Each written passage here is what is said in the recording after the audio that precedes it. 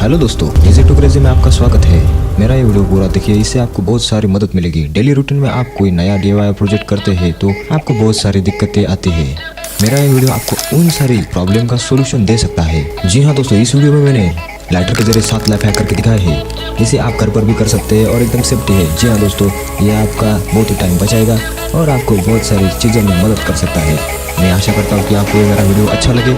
इसे आप दोस्तों के साथ व्हाट्सएप, फेसबुक पे शेयर कीजिए और ये वीडियो को पूरा देखना ना भूलिए। जी हाँ दोस्तों, मेरा ये चैनल सब्सक्राइब कीजिए और दोस्तों के साथ शेयर कीजिए। सपोर्ट के लिए मैं आपका धन्यवाद देना चाहता हूँ।